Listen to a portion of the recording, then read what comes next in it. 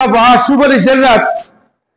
9 নম্বর লাইলাতুল গুফরান, এটা এই রাতটা হলো আপনার মাফের রাত, মাফ হয় গুনাহ মাফ হয়, গুনাহ মাফের রাত। 10 নম্বর লাইলাতুল তাকফির, তাকফিরের তো গুনাহ মাফ করা।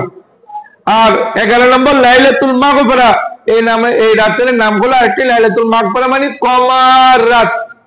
আল্লাহ রাব্বুল আলামিন অসংখ্য মানুষকে ক্ষমা করে। 12 নম্বর লাইলাতুল মুবারাকা, এটা কোরআন শরীফে এসেছে, ইন্না আনজালনাহু ফি লাইলাতিন মুবারাকা, এই বরকতময় রাত।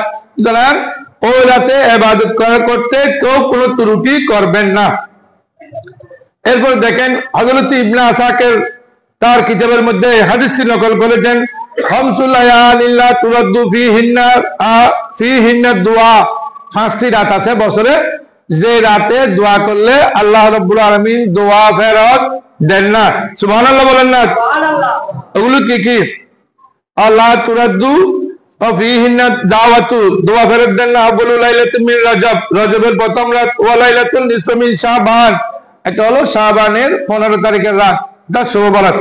ওয়া লাইলাতুল জুমাতে, জুমার রাত। ওয়া লাইলাতুল ফিতরে ওয়া লাইলাতুল নাহারে, এবং এটা ফিতরের রাত। লাইলাতুল ফিতরের অর্থাৎ আমরা যে ঈদ করি, ঈদুল ফিতরের আগের রাত, কোরবানির আগের রাত, এই 5 রাতের দোয়া কবুল হয়।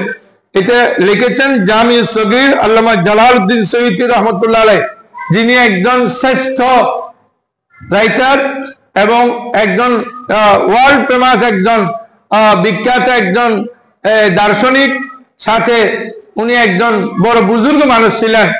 আল্লামা জালালউদ্দিন সৈয়দীকে মানে না এমন মানুষ নাই, যিনি জালালাইন শরীফ লিখেছেন, ওনার কিতাবের মধ্যে এটা এনেছেন। আল্লাহ হেদায়েত করুক, আমিন বলেন। 3952 পৃষ্ঠার মধ্যে আছে জামি সগীরে। এরপর দেখেন আয়েশা রাদিয়াল্লাহু তাআলা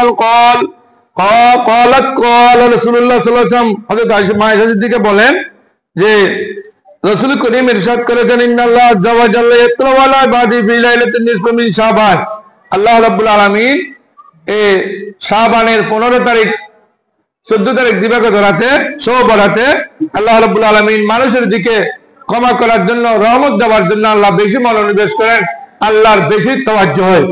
ওয়া ইয়াগফিরু লিল মুস্তাগফিরিনা, যারা গুনাহ মাফ চায় আল্লাহ তাদেরকে গুনাহ মাফ করে দেবে।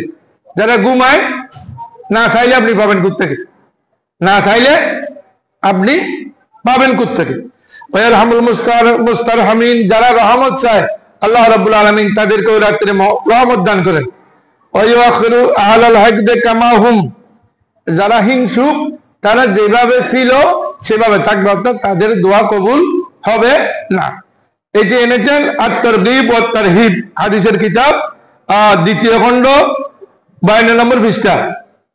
এরপর দেখেন হযরত আয়েশা সিদ্দিকা রাদিয়াল্লাহু তাআলা আনহা বর্ণনা করেছেন, খণ্ড নম্বর 3, 51 নম্বর পৃষ্ঠা, কিতাবের নাম হলো আত-তারগীব ওয়াত তারহিব।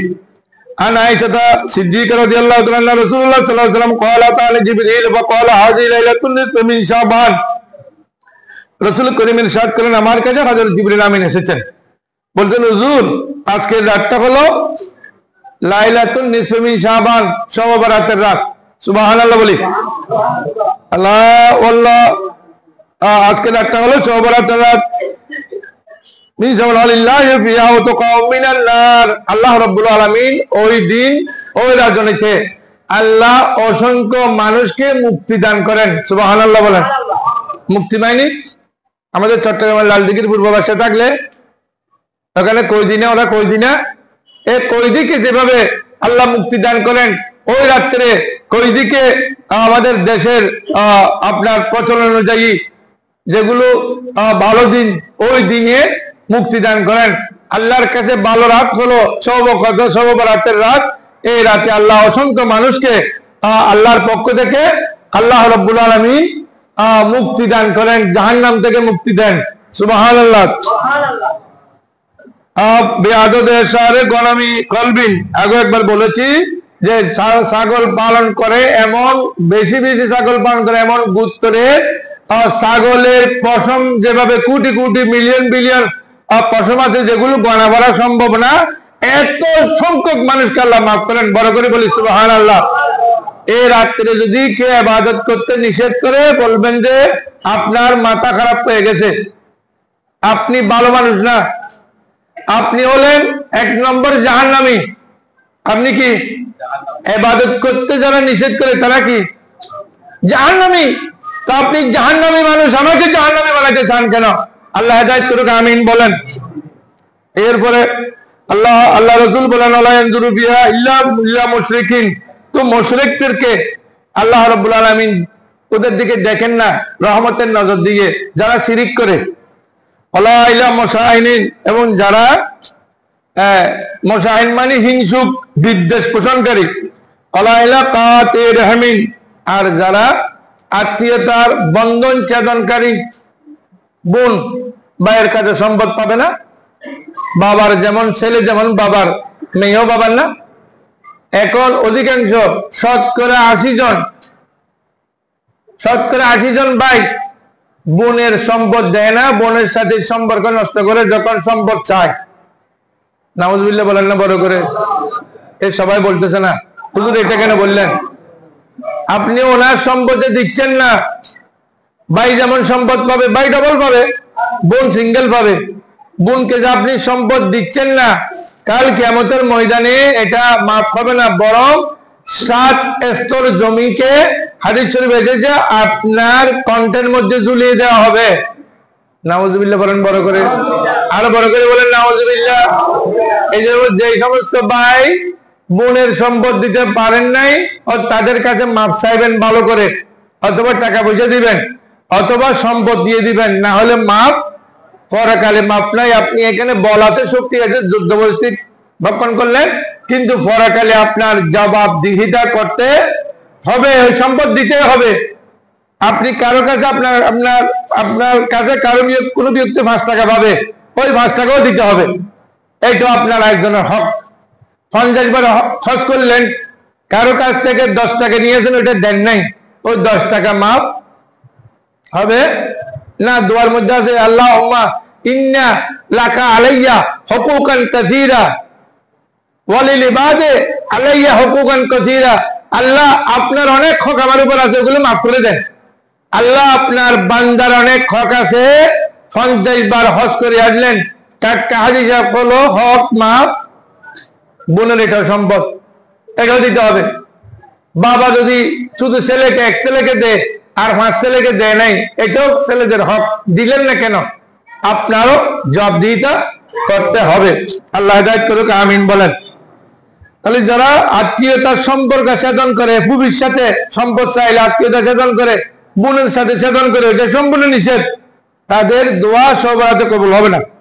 আল্লাহ ইলা মুজবেলিন, কিন্তু এই আর একটা কথা, এটা হলো মুজবেল মানে যারা চুলগিরের নিচে কাপড় পরে। পুরুষেরা চুলগিরে তো বুঝেন কোথায়? ফাইয়ের টাকনু যেটা আছে, ফাইয়ের টাকনুর গোড়ালির নিচে যারা কাপড় পরে, আমি দেখি অধিকাংশ যুবক ছেলে, সবাই না, শতকরা 70% যুবক ছেলে প্যান্ট পরে গোড়ালির নিচে। বড় করে একবার নাউজুবিল্লাহ বলেন দেখি। এই যুবকেরা বলেন নাউজুবিল্লাহ।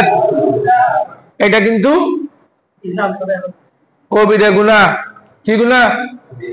কি গুনাহ? হুজুর গিরের উপরে কাপড় দিলে কেমন লাগে দেখতে? বাঙালির মতো লাগে। অনেকে বলে বাঙালির মতো লাগে। আপনি ইংরেজ নাকি? বাঙালির মতো না লাগলে আপনাকে কি ইংরেজের মতো লাগবে? আপনি কি আরবি নাকি নাকি ইংলিশ ম্যান?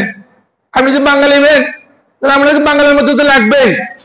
সুতরাং যারা এটা গুনাহ মনে করেন, অনেকে নামাজ পড়তে আসলে প্যান্টকে ভালো করে 3 ভাঙা দিয়ে তারপর নামাজ পড়ে। নামাজ পড়তে আসলে যেমন গোড়ালের নিচে কাপড়টা আসলে যেমন গুনাহ, নামাজের আগেও গুনাহ। সুতরাং যারা এই কাজটা করে সবাই তাদের গুনাহ মাফ পাবে না। এটা কিন্তু যুবকদের জন্য বলে যাচ্ছি। হ্যাঁ, মেয়েরা দিতে পারবে, মেয়েরা সারা শরীর ঢেকে রাখতে হবে, মেয়েরা পারবে, কিন্তু পুরুষেরা গোড়ালির নিচে কাপড় পরিধান করতে পারবে না। যারা পরে সবরাতে তাদের দোয়া কবুল নাই। আল্লাহ হেদায়েত করেন, আমিন বলেন। আল্লাহ ইলা আকিন লিওয়ালিদাইহি, এবং আরেকটা হলো যারা পিতা মাতার সাথে বেয়াদবি করে। পিতা মাতা একটা বললে ছেলে 3টা বলে। কি বুঝলেন আপনি? মাকে বলে, বাবাকে বলে, এই তুমি বুঝো না, আমি তো এই ডিগ্রি পাস করছি, আমি এমএ পাস করছি, আপনি তো কিছু করেন নাই, আপনি কোনো ক্লাসই বলেন নাই, আপনি কেন বুঝেন? আল্লাহ বলেন, ওলা তানহারহুমা ওয়াকুল লাহুমা কাওলান কারীমা। পিতামাতার সাথে এই অভদ্র ব্যবহার কখনো করবেন না। আল্লাহ বলছেন তাদেরকে ধমক দেন না, ধমক দিয়ে কথা বলতে পারবে না। আরে তুমি ডিগ্রি, কত ডিগ্রি তোমার বাবার পকেটে আছে, কত ডিগ্রি বাবার পকেটে, কত ডিগ্রি মায়ের পকেটে আছে, তোমার মতো ডিগ্রি কিসের ডিগ্রি? তুমি মা বাবার সাথে বেয়াদবি করো।